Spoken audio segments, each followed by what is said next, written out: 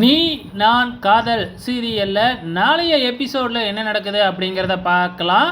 இப்போ ஆகாஷ் சுவிட்ச் போர்டில் கை வைக்கும் பொழுது எதிர்பாராத விதமாக ஷாக் அடித்து கீழே மயங்கி விழுந்துடுறாரு. சாக்கடிச்ச ஆகாஷை காப்பாற்றினது என்னமோ அணு தான். ஆனால் நம்ம சுந்தரி பழியை தூக்கி அணு மேலேயே போட்டுடுறாங்க.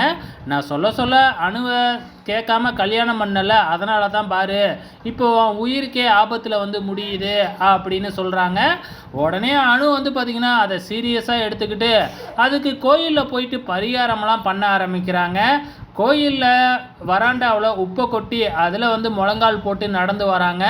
இதை பார்க்குற நம்ம ஆகாஷுக்கு வந்து பார்த்திங்கன்னா ரொம்பவுமே கண் கலங்கி போயிடுது. ஸோ அவ்வளோ தூரம் உப்பில் நடந்து வந்தால் காலால் நடக்க முடியுமா? நடக்க முடியாது இல்லையா?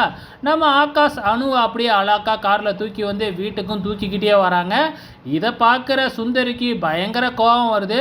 இந்த மகாராணியை தூக்கிக்கிட்டு தான் வருவீங்களா? ஏன் நடந்து வர முடியாதா அப்படின்னு திட்டுறாங்க.